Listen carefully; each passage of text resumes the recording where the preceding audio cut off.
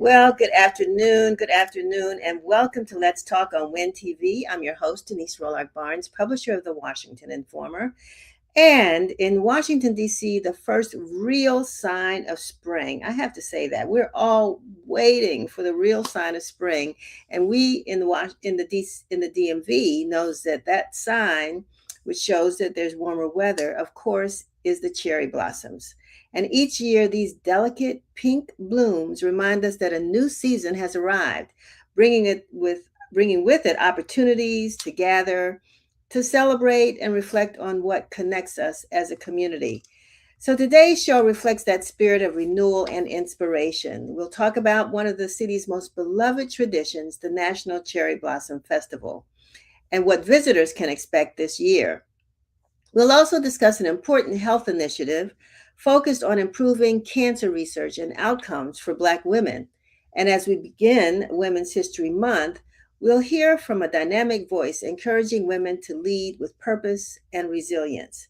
But before we get started, we thought we'd take a little moment here to remember several individuals from our community whose lives we lost this week, but whose legacies have touched our community and the nation for decades.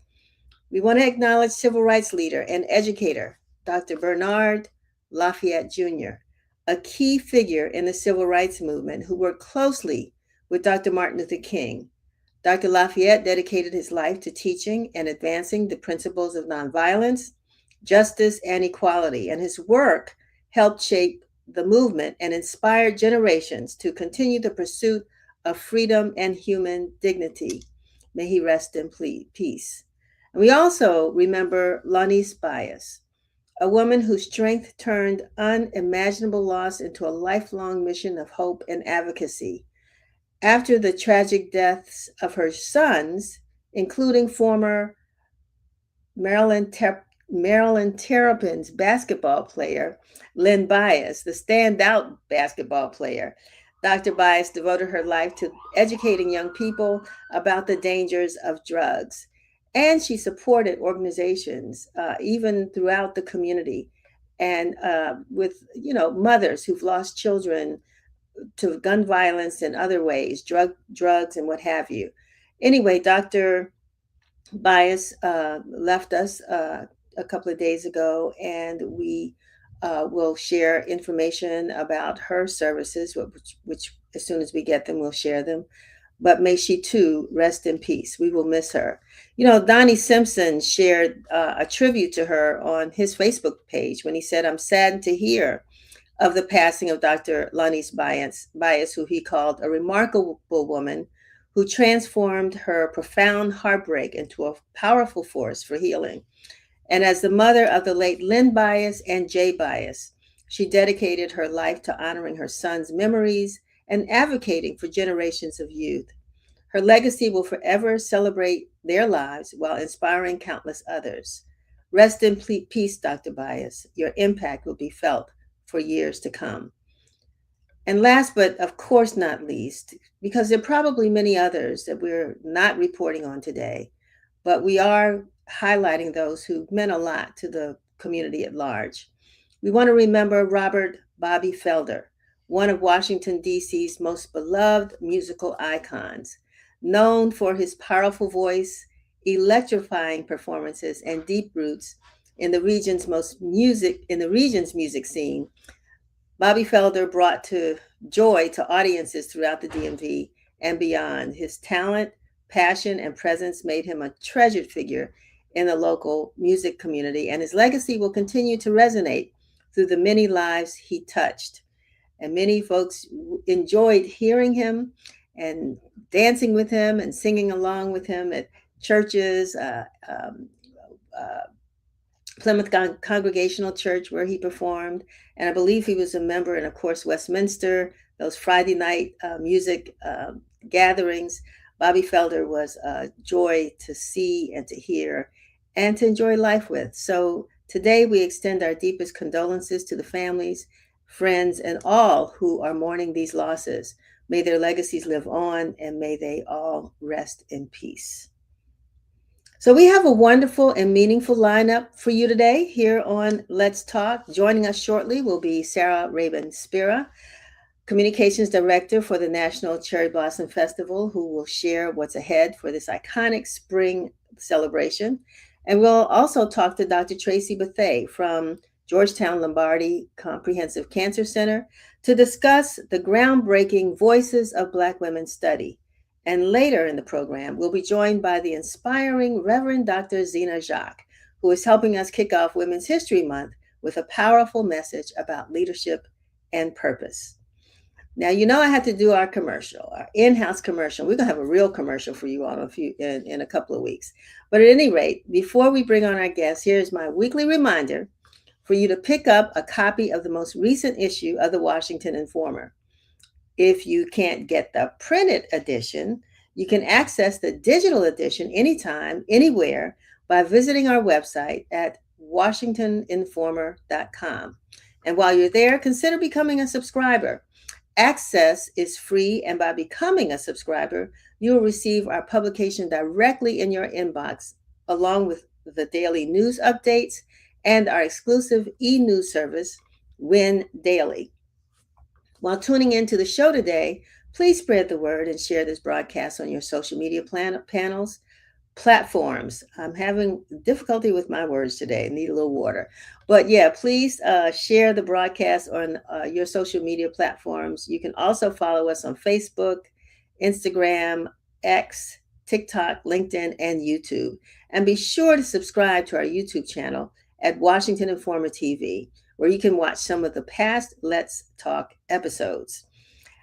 All of that helps us when I'm out and about and meeting people and going to events, and folks say, Denise, we really do love the Washington Informer. We want to support the Washington Informer. How can we do that?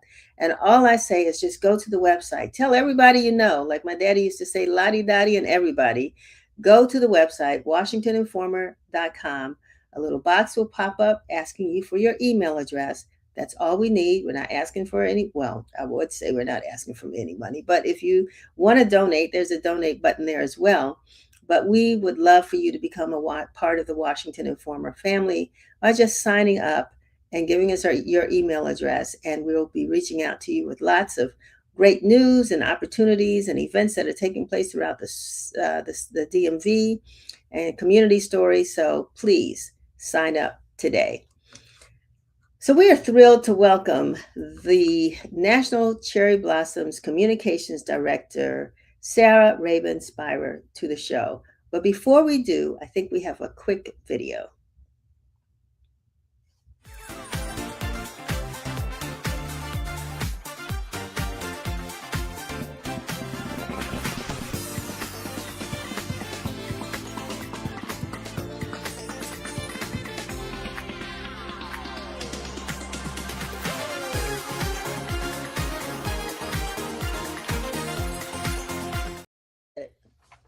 All right.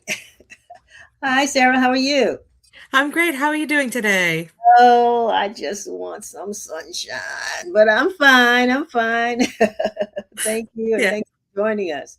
of course. Thanks for having me. I'm so glad to be here, and I'm so glad to declare an end to winter with you with the advent of the spring calendar and the festival and the cherry blossoms and everything else. So it's going Well, to be that's amazing.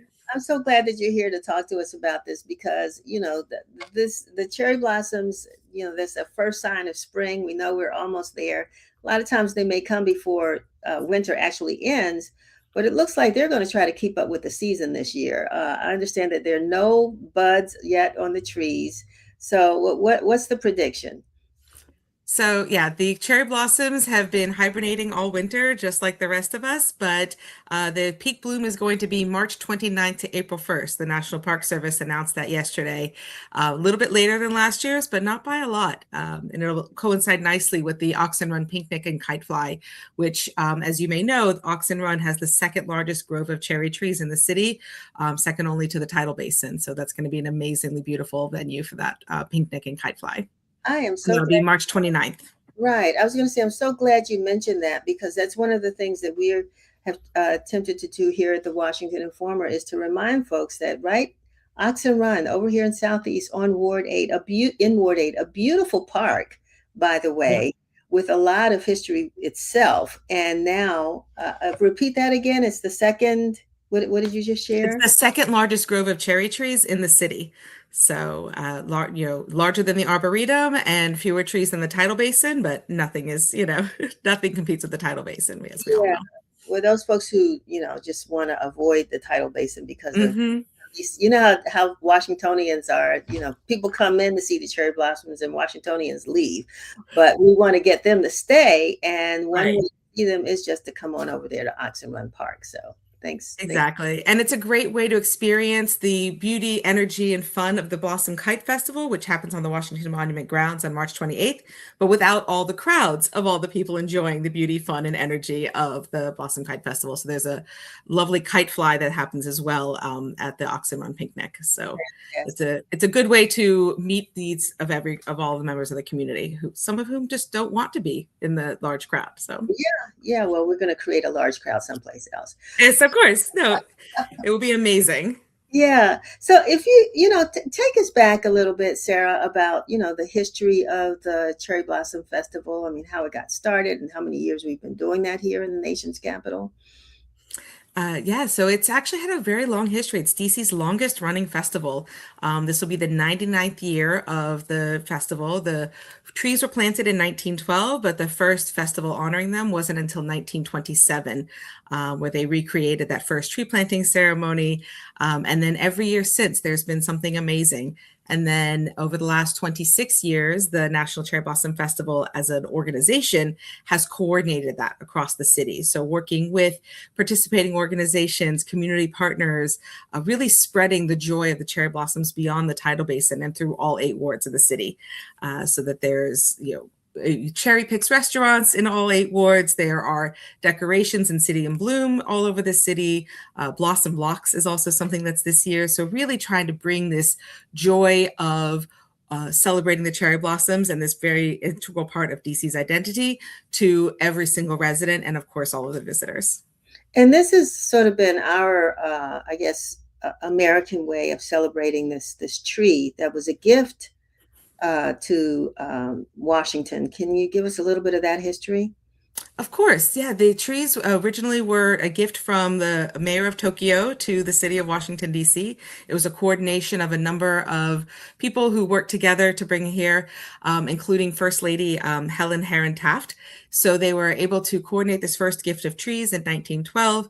And one of the beautiful parts of this story that I don't think a lot of people know is that there was an issue with the cherry trees in Tokyo a number of years after that. So some of the cuttings from the original trees that were donated here were donated back to Japan to help replant those. So it was a lovely back and forth friendship. And one of the ways that we celebrate that Japan and United States friendship is the opening ceremony, which is going to be at Dar Constitution Hall this year. So that'll be on March 21st with amazing Japanese performers and a one-night only showcase, really kind of solidifying the messages of friendship and peace.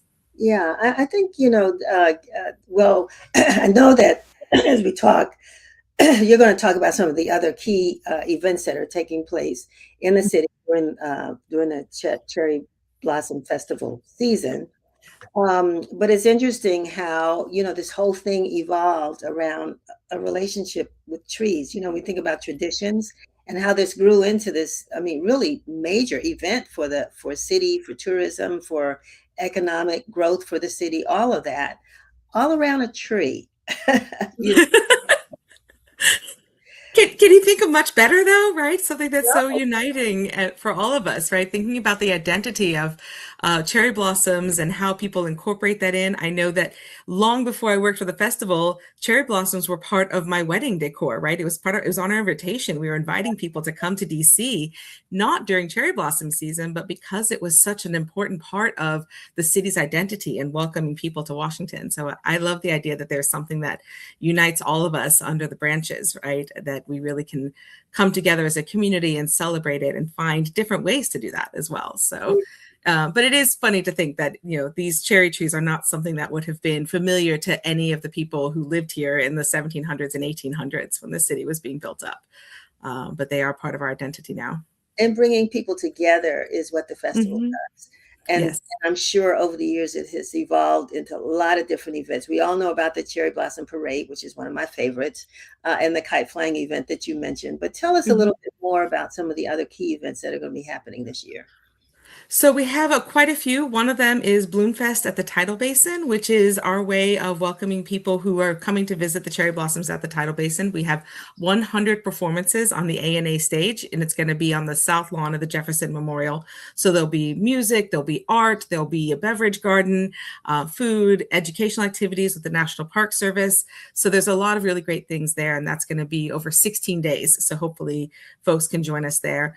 But the one I'm also particularly excited for, just because I love fireworks, is Pedalpalooza at Navy Yard. And that's going to be on Saturday, April 4th. And it takes over about 10 city blocks all along the Capitol Riverfront, with different zones, including Cherry Blast, which is going to be a tribute to our this year's official artist, Tim Yankee. And he's from Detroit. So there'll be a lot of Motown music, Detroit style pizza. All right. So I'm looking forward to that as well. Live music, and then it ends with the fireworks that are set to music at over the Anacostia River at 8:30 p.m. So I'm particularly excited about that one, but don't tell the other events that I have a bias. I won't. That's our secret here on Right. here on Let's Talk. But anyway, you all do something with I'm trying to remember. It seems like sneakers where kids, can create. Can you talk a little bit about that? How that's evolved? The Yeah, that's an amazing event. It's the Blossom Kicks for Kids with Events DC. And so we had 160 kids in grades 5 to 8 who live in Washington, DC, who submitted designs for soccer cleats, and 25 are being selected to paint those designs that reflect this year's theme, the art of the game, onto a soccer cleat. And because it's a soccer cleat, we're actually doing the shoe design day at Audi Field on March 22nd. So we're really excited to see what these creative artists are bringing to reflect their theme of the art of the game, their love of soccer, their love of spring, cherry blossoms in DC, and reflecting that pride through paint. So we're excited for that. Yeah, I mean, I keep going back to the point that you made about bringing people together, because Mhm. everything that goes into the planning, and I have to give a shout out to Diana Mayhew, who's the Yes. executive director, who works like crazy. It seems all year long, putting this event together. But it starts off, it seems, with even the design of your poster and how your theme poster for the year. How do you all come up with that? I know it's a competition of sorts, but can you talk a little bit about that? So we have the theme this year, Find Your Bloom, which is really about helping people find what they personally, connect to with the Cherry Blossom Festival, right? And cherry blossoms. And so Find Your Bloom in all of these different ways. One of the things we're also trying to do with the website is to help people make those decisions. We talked a little bit about like how some of these events are bigger and some of them are different spaces. So finding those ones that work for you and adding all of that information so that people can make that decision, especially if you're a parent, right? With young kids, you know which kinds of events your kids are going to do well at and which ones they're not. So trying to help people with that. So there is the Find Your Bloom, and we really invite folks to do so.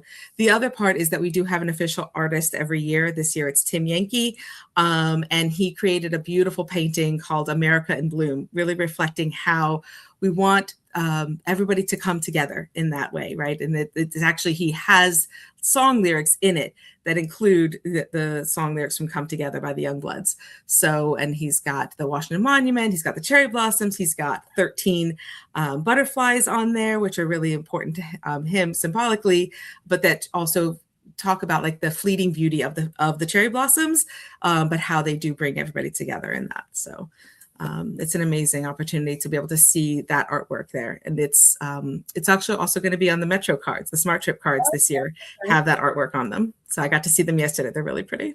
And this is a time, tourism is down in DC. We're having a lot of economic problems here. And so this is one of those moments where people just sort of flood into the city. And can you talk a little bit about, on average in past years? I mean, how many people do you all actually bring into Washington? Because if it's like tight down by the tidal basin, and that's a good thing. I wish we looked at those visitors and as people that are spending money and helping us with our tax base. But talk about those folks that we will welcome back here again this year. And the city does such a great job of welcoming everybody, right? Like you come in and you from the time you arrive at the airport or at the Union Station or driving in, you really get that feel of welcome from the people of Washington to everybody. We say each year it's about 1.6 million people who come to all of the events between visiting the tidal basin, between going to all of our events, going to the cherry picks restaurants, going to the hotels. We have 1.6 million people, and it's a mix of locals and also visitors. So it's a nice mix there, but it brings about 200 million into the economy each year. So over a very short period of time. So it's really a time that the city comes to life or blooms, as it were. Yeah, was as a small business owner, a resident, lifelong Washingtonian. Thank you, thank you, thank you. You're welcome. But So, it is truly a citywide effort. Like, so yeah, it's yeah, amazing. definitely, definitely. So if people want to know more about, upcoming events and how they can participate, where should they go? They should go to nationalcherryblossomfestival.org. Thank you for bringing that up because I did mention the website and not the URL. So nationalcherryblossomfestival.org, or we are on all of the social media channels. On Instagram, we're Cherry Bloss Fest. So it's a great place to see all of the upcoming events, including next week's Pink Tie Party and everything between that and the Sakura Matsuri Japanese Street Festival. So we have 100 events between now and April 12th. So we hope you'll join us for at least one of them. Well, I'm not one for, like being the fashionista, but I think pink is in this year. It So, is. We need it after this winter. If you saw the peak bloom, we like declared an end to winter and end right. to snowcrete and all of that. So, yes, definitely, please do. All right. Well, Sarah, thank you so much for being with us. Give Diana Thank our you. regards, and we hope to see you out there somewhere. Thank you so much. Thanks for having me. Have a great day. Thank you. You too. Okay. Yeah, so make sure. I mean, I love parades and I love the Cherry Blossom Parade. You all know I do because, I help to coordinate the MLK Holiday Peace Walking Parade here over in Ward 8. But just to see people from all around, well, a lot of places all around the city, the region, around the country, and some other places that participate in that parade. It's really, really fun. And I think the weather's going to be great this year. But there's so many different things. I mean, the kite flying events. And make sure that while you're planning, as we said before, that you come over to Anacostia, Oxen Run Park. I said Anacostia, but Oxen Run Park, which runs along Mississippi and not Atlantic, Mississippi, and there's another street, but Mississippi Avenue in Southeast. If you're not sure where Oxen Run Park is, it's a beautiful place. And, so it's a way to enjoy the cherry blossoms without having to fight the crowds. But talking about enjoying, now I'm looking forward to our next conversation with Dr. Traci Bethea, who is a cancer researcher at the Georgetown Lombardi Cancer Center and on the American Cancer Society's Voices for Black Women Scientific Advisory Board. That's a lot. We'll talk about that with her, but let's watch this video first. Voices is a game changer. Research, knowledge is power. And it's our legacy. We got somebody right now. The Cancer Society is doing it for us. If we don't get it, then nobody else is going to get it. My first goal is that Black women feel seen. They feel seen and they feel heard and they feel loved. Black women do have barriers, but they are overcoming them. And we can just sort of reestablish the landscape of Black women and how we have participated in the health of ourselves and in our communities. This research can't be done without the 100,000 voices that are going to join us. Excellent. Dr. Bethea, welcome to Let's Talk. Thank you so much for the invitation.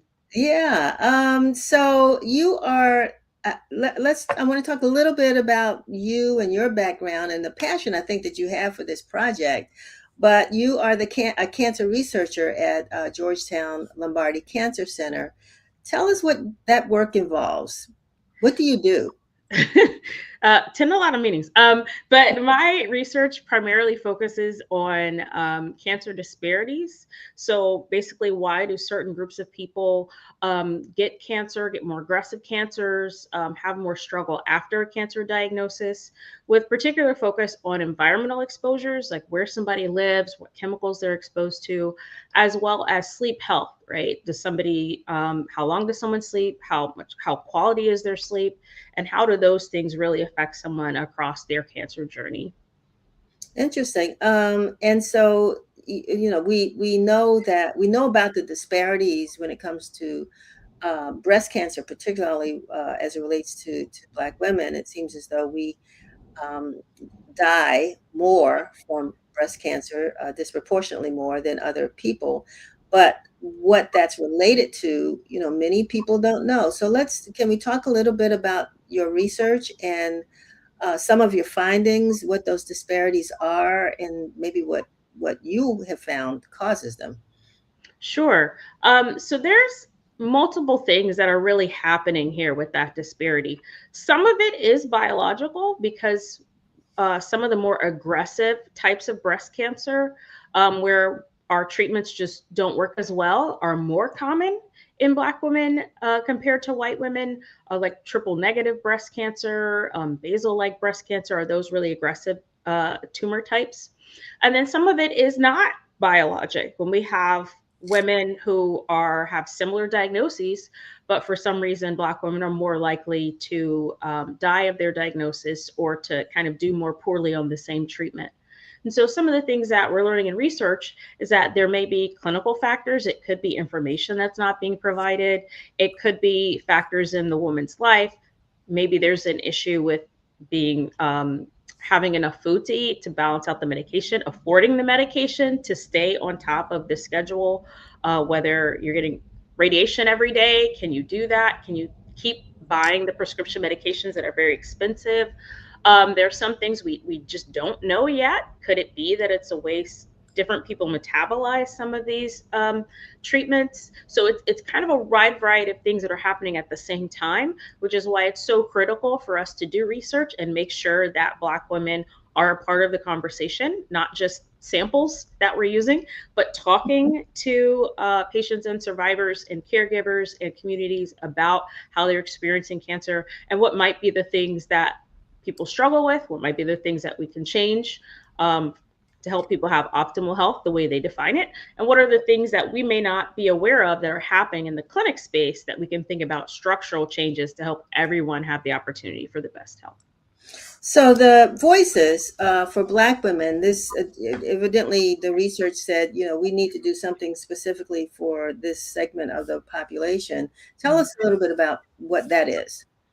So, Voices of Black Women is a study where we're recruiting up to 100,000 Black women across all 50 states and DC, women who are between the ages of 25 to 55 who identify as women, identify as Black, to really get some more information about folks' cancer risks, for folks' health and well being. So, we recruit women and we follow them about like a check-in like twice a year to find out about what's going on with their health and their life and follow them over several years. And so what that's going to help us do is understand more about the way life is right now, in kind of the largest study among Black women specifically, and how things that are happening in their lives, multiple things at the same time, are influencing cancer risk, as well as how well people do after cancer diagnoses and the other things that we get diagnosed with along the way on both sides. So much of cancer research only recruits people who are healthy except for their cancer, and oftentimes that's just not the experience of Black women. And some of the wonderful studies that have happened or are ongoing, like the Black Women's Health Study, the questions that they asked in 1995 may be a very different experience than Black women are having right now in their 20s, 30s, 40s, and 50s. So we need to know, what are people experiencing right now? What are the technologies that people are getting information from right now? What are some of the places people are living right now that will help us learn as we move forward of how to what are the gaps that aren't already in clinical practice, that we aren't already aware of in research? Where are those gaps? What is important to Black women? Because we're also asking, not just fill out a questionnaire, but tell us what's important to you and how we can share information back to you in a way that you want to hear, that you feel like is useful for you and your family.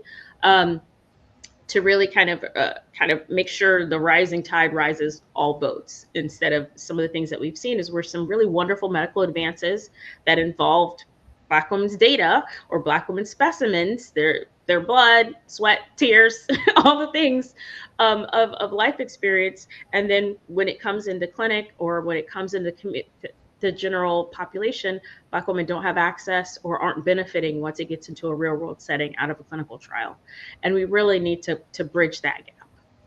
You said a couple of things, and that one is reporting back. A lot of times people may decide to participate in the study, they may not, I don't know. And I think that's part of why you're here, to encourage Black women to participate in this study, so that we can sort of break down some barriers and misconceptions and what have you. Word in Black, an organization that the Washington Informer works with, had a study done, a survey. You said surveys, but survey.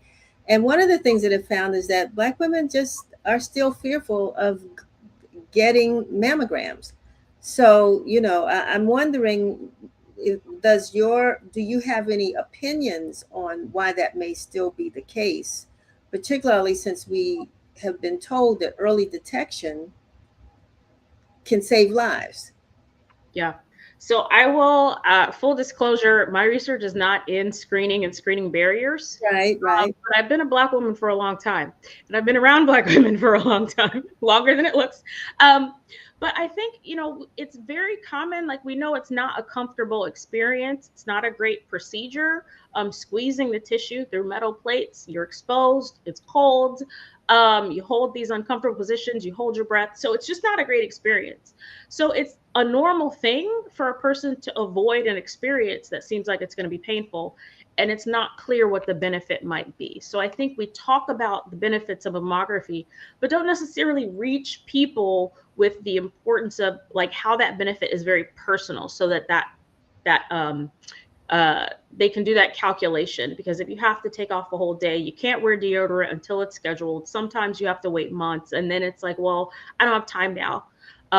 There have been some more recent, in the past few years, changes and recommendations. So sometimes people can feel like, well, what does it really matter if you're not sure if this is going to help, if you're not sure how often you need to do it, if maybe it's free, but maybe it's not free, because a screening mammogram is covered as preventive care, but the diagnostic mammogram, if you need to follow it up, may not be covered by insurance. So people are doing a lot of calculations that make sense. So I think sometimes it's communicating with people and being clear about what we do and don't know. I think there's also sometimes people are afraid that, well, what if I have a cancer and I do the mammogram and it squeezes it and it spreads the cancer, which kind of makes sense on its face, but that's not how it works physically, like biologically in the body. And so sometimes being clear about that is very important. Sometimes people will have a shadow, and it's very scary until you find out it's not something. But then other people, like, hear that story, like, well, I don't want to go because what if I have a shadow? Yeah. And that's okay. And it's talking about, well, so maybe you're not comfortable going every year. Could you go every other year? Or maybe it's a conversation that you have with a health provider, or if there's a mammography van, to talk about it. And so maybe you're not ready this year, but maybe keep talking about it and next year. So sometimes I think we just don't make the time and the space to talk about it. Right. In clinical encounters, if you have 12 to 15 minutes and you have a whole list of things, maybe there's not time, but where are other places we can talk about it, I think are really important. I've had multiple mammograms. It's not a fun experience anytime, but I'm so thankful that I have access to it. It has benefited me. Wonderful. And so for this Voices project, Voices of Black Women Scientific, I mean, your board, you have about how many women have you signed up so far to participate? In the DC area, we've got a little over 400, Hmm. which is fantastic. Oh, Um, good. Okay. across and I think it'll be great to have even more from the DMV because it's such an eclectic area. And what does it take to sign up? I mean, what is there any criteria? Have you had experienced breast cancer, or what makes you a candidate to participate? Sure. So any adult woman aged 25 to 55 who identifies as female, identifies as Black, has Right. never had cancer other than certain types of skin cancer, and lives in any of the 50 US states or DC can go to the website voices.cancer.org and can sign up where they'll kind of complete a little eligibility questionnaire that asks them about those things, and then they can complete a baseline questionnaire, which is kind of a little bit longer, just kind of cover a lot of different things, but people can skip some of the questions. And then about every 6 to 8 months, they'll get another questionnaire to update any information. People who are interested in sharing more of their data can contact Voices. There will also be some different sub studies to learn about specific things. They can participate in any of those. There will also be some opportunities to connect locally. So if someone's not eligible, like for example, I've had breast cancer, so I'm not eligible, but you can support the study in other ways, like being a Voices ambassador, by connecting community organizations to Voices, to telling people who may not have heard about it, and the potential that it has to really help be a game changer for Black women over time. Any of those things. And is there an age range, or does it matter? I think you mentioned that earlier. I mean, you could be, I guess, over the age of 18, I would think, but I don't know. Is there an age? It's 25 to 55. Okay, all righty. Mhm. And again, because I didn't hear that part clearly, are you saying that you either have experienced breast cancer or not? Have never had cancer except for a couple types of skin cancer. So no cancer ever diagnosed. Okay. And is there any, I know you said sometimes that there's a gathering of women, sometimes, there may be some time during this study. Is it, would they come together? Do these women ever get a chance to kind of come together under um, uh, the board's group or Lombardi group or something, just to kind of connect? I mean, I wish, like, 1,000 people I know. yeah, it's a little bit, yeah. So there are different webinars that the Voices study team hosts, where any of the participants, anybody who's interested, can hop on and learn about what's going on the study. There are also opportunities with local American Cancer Society events. More than welcome to attend any of those events. I'm hopeful that there will be some more kind of Voices focused events in the future, but the principal investigators, will announce those, if any, as time comes. So I think those are great opportunities because the study does protect people's data. There's not like going to be a Facebook group or anything where people can just hop on necessarily, because you can't just give out people's information. If people decide to share that they're a member of the study, they can do that. But there's kind of that balance between privacy and data protection, and all of the kind of exciting things that I would love to see happen, but maybe it's just not quite time yet. Yes, like what? But Dr. Bethea, what would you like to see happen? I mean, I love the idea of bringing people together, and maybe in 10 or 20 years, of bringing people together, kind of talking about their experiences, learning from each other.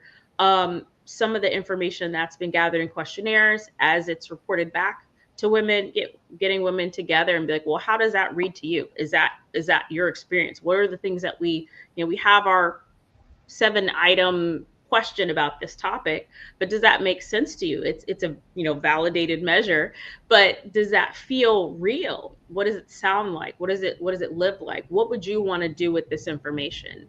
How does it maybe resonate to what you might want to teach the young ladies in your life, What are the things that you wish you knew 10 years ago? And how can we make sure that we're getting those messages out? So that's a little bit beyond the scope of voices, but I'm really excited about that's something that we may be able to do in the future as we get more information from such wonderful women who are willing to share and participate in this study. And how does this information that you get from women who participate in the study, how does this information reach out and inform health providers, Mhm. insurance companies, health practitioners? I mean, will they take this information and maybe apply it to their practices? Are they connected to this as well? So we believe so, and so that's something that we've seen from some other studies, like I mentioned before, the Black Women's Health Study. Some of the papers and research done by that study has really informed some of the guidelines and recommendations around breast cancer screening for Black women. For some of the conversations, even about like childbirth and lactation, why is it important if you're able to breastfeed after a baby? What might it mean for your risk of breast cancer? Some really important things that come out of studies like this one, big studies where we're able to follow women over time, and they're so generous with their life experiences. And we believe that that will happen moving forward as well. And some of the information that we learn can also inform clinical trials, can inform community-based interventions, because we'll know from a broader group of Black women, not just the small group of Black women who are very well informed or very well connected or very affluent, but a wide group of diverse Black women, because we know it's a diaspora. It's not like a monolith of a certain type of woman. And so that means we really need to hear from everyone. And once we've heard from a lot of different women, then we can be thinking about what are those approaches that will work for everyone, or if not everyone is affected, that's useful to know. So how do we help women who are particularly affected by a particular exposure or a cultural phenomenon?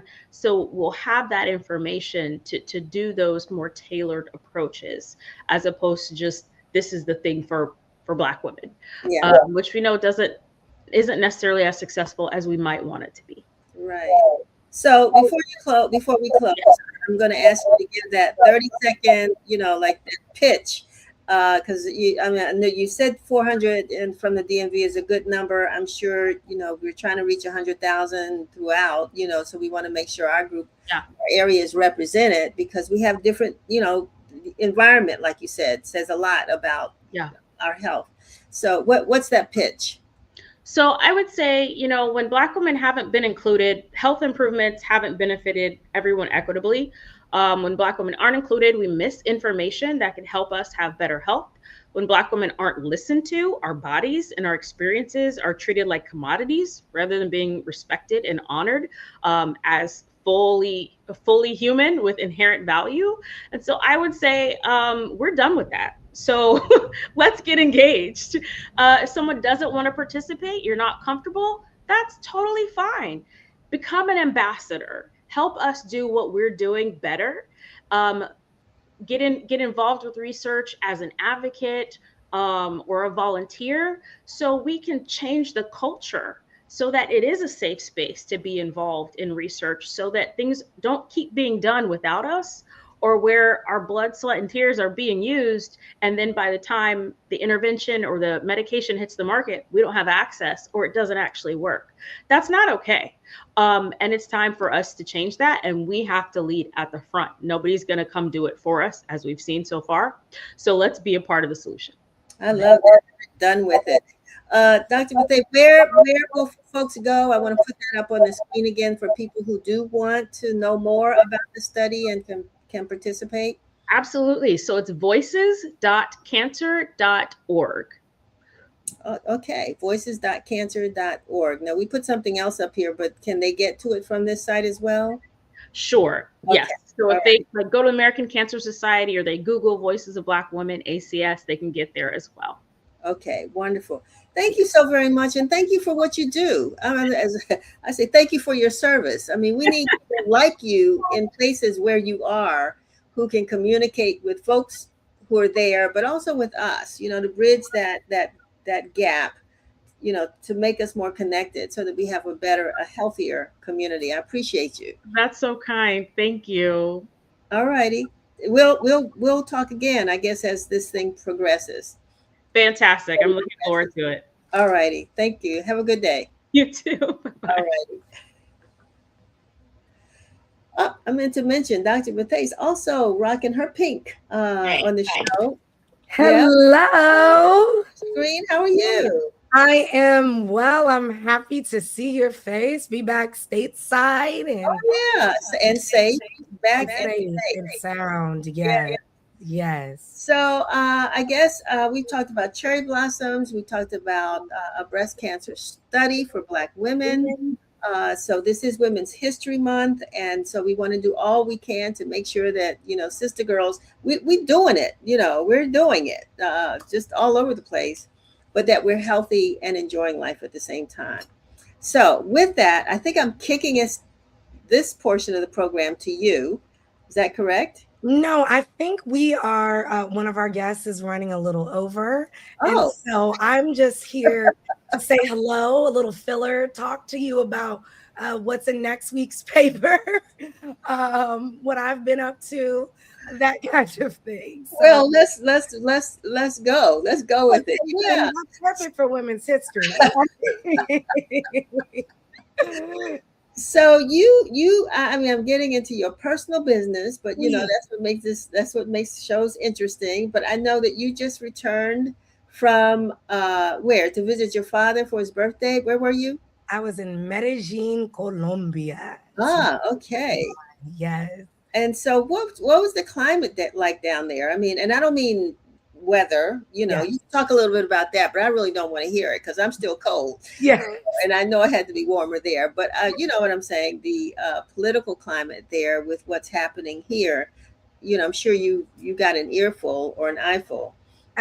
Absolutely. So, of course, I got there on February 28th, the day that the war kicked off.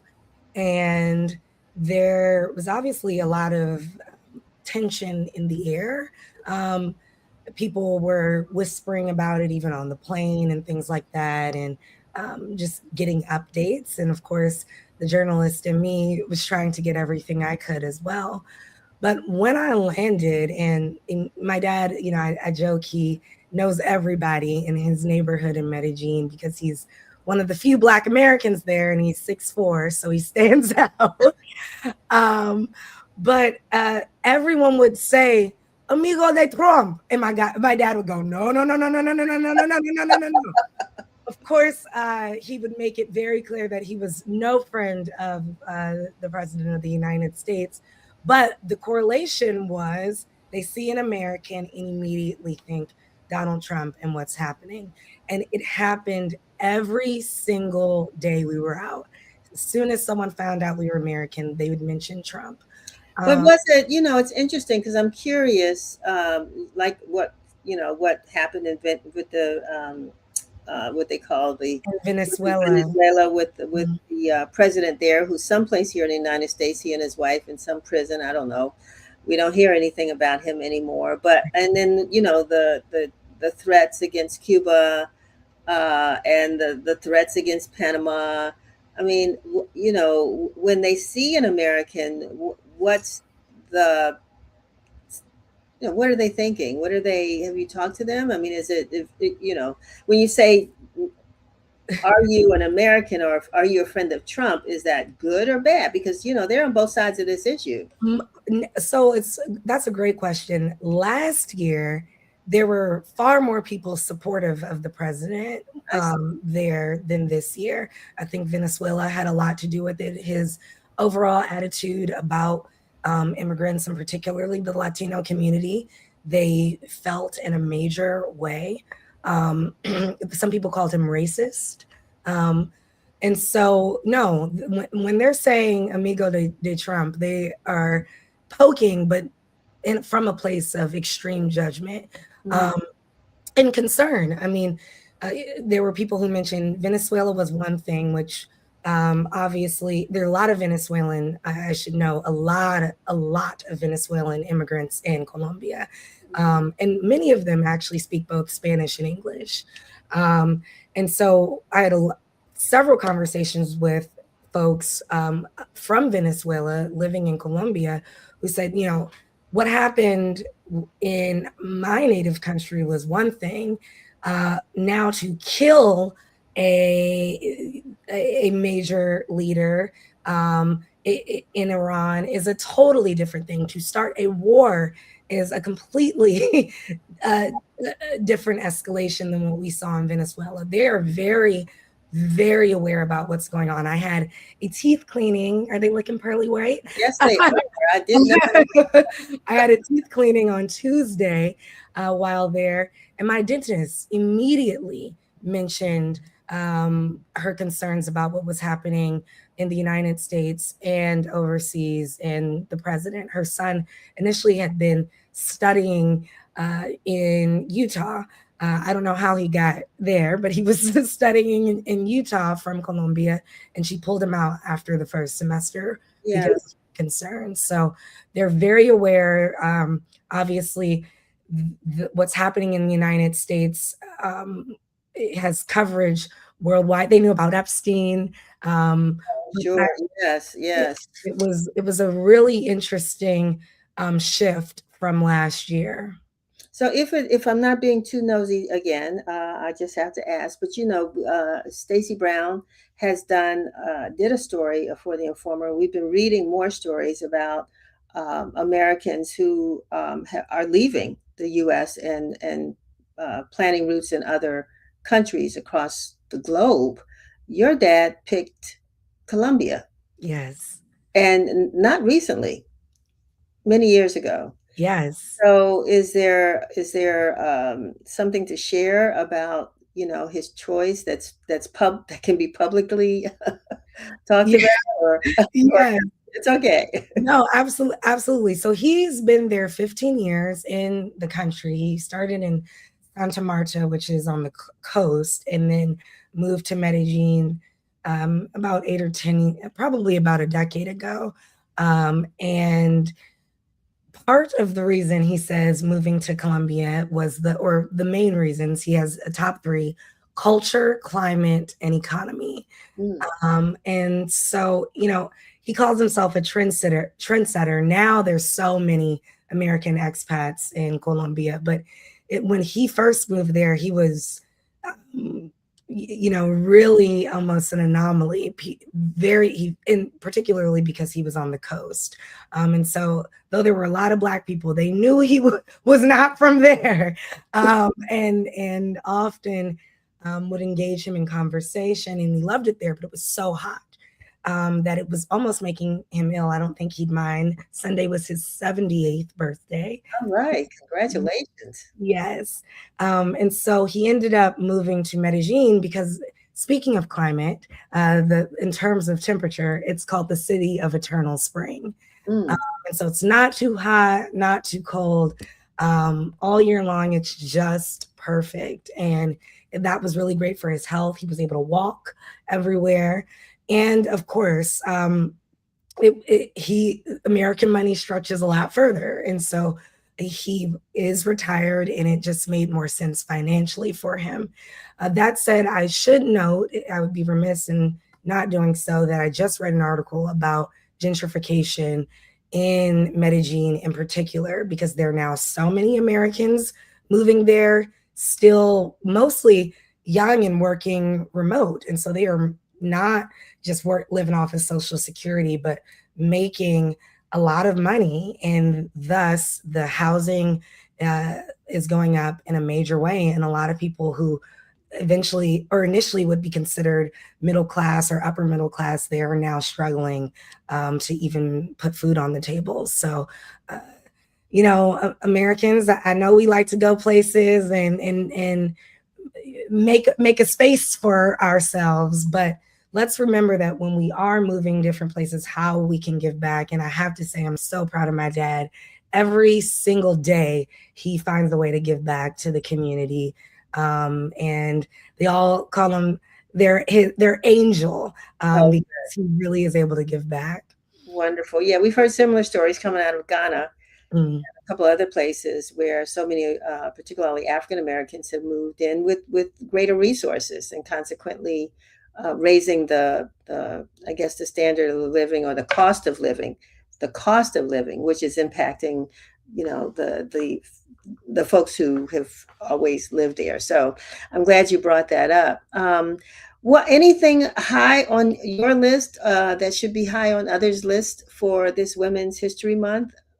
Yes. So first of all, I have to say this. There is such an elite moment of being a Black woman because you get Black History Month and then Women's History Month. Um, so shout out to all the Black women out there. We really get to celebrate this time of year. And so one thing that I've appreciated is that there's so much happening in the district in particular.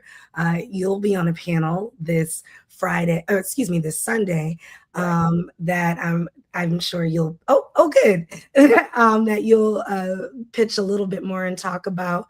But then we also have Black Press Week, and Maya Trujillo and Jada Ingleton, who are our wonderful writers. Jada is our WI content editor. They're working on a piece highlighting Black women publishers, and I'm really excited about that. There's also an event at the end of the month, again, hosted by the district, highlighting Black women of Caribbean descent, that I think people should look out for, because there's a lot of folks, not only from the district, but nationwide, doing the thing. They're highlighting Janelle James from Abbott Elementary, I believe Gabourey Sidibe, although she said we've been saying her name wrong the whole time, so please excuse me, Gabby.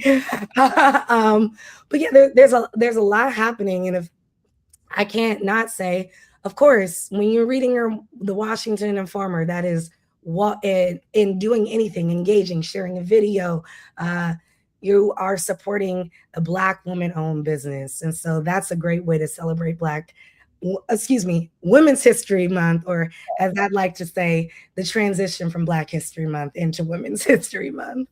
Well, one of the things that, I did during Black History Month that I think we all could do, and it'd be interesting for those who are watching, but during Black History Month, I did a lot of reading and tried to read as many books as I could on Black history. It's amazing what you learn about our past, that we think we are doing all this so much new right now when we compare to what Black folks were doing 100 years ago, or even further than that. Even our first, Black women newspaper publishers. I mean, we're just following in their footsteps. So Women's History Month, I think, is a time to do that as well.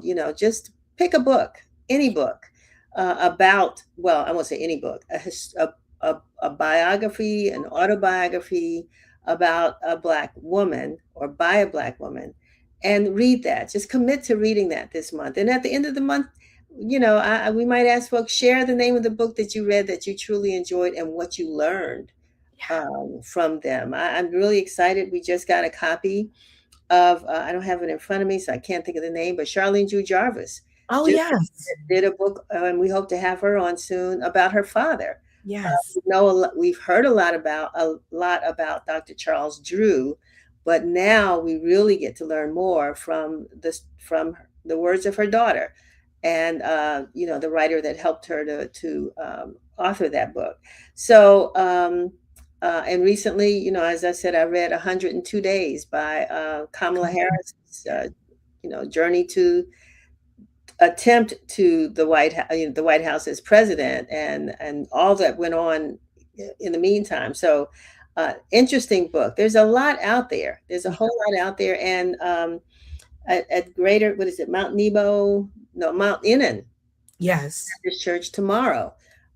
Supreme Court Justice, Justice Ketanji Brown Jackson will be speaking at Mount Innan tomorrow in the middle, during the day. So, and she has a book out, lovely one. So I would suggest, and even if you don't want to write a book, write a chapter about yourself. Yes, I never thought about that. write something about yourself and put it in a little notebook and put a title on it and share it with your friends and family so that you can tell your Black history, your women history story, right? So those are my 2 cents. I don't know if anybody out there, we're running out of time, and I don't know if our guest has shown up, but I think we've done a good job. Yes, no, this has been a great way. The show has been amazing, by the way. And the only plug I'll have is that I've been watching the show and Reverend Jackson's funeral. So, speaking of history, Glad you brought folks that. Yeah. can tune into that as well. And then I'm just going to share another little plug is that this month, as a part of Women's History, I'll be highlighting Black women history makers of the DMV in my series, Black Facts While Biking. So be sure to tune into that. It's on my page as well as the Washington Informer's Instagram and Black Press USA's. So you don't want to miss it. Last week, I did Gloria Richardson, who was the leader of the Cambridge movement, but born in Baltimore, went to Howard University, and then went back to Cambridge, Maryland, made a difference.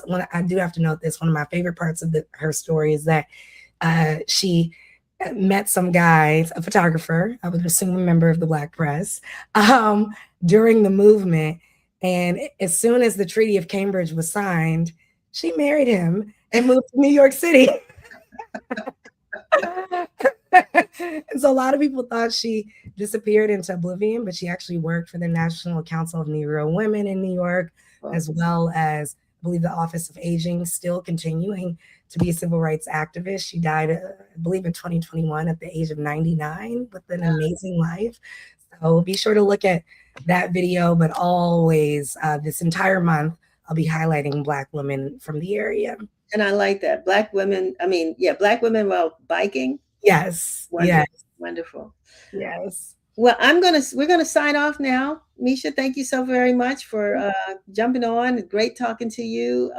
Next week it might be you hosting the show. Who knows? But we really appreciate everybody that's tuned in. We especially want to thank our sponsor.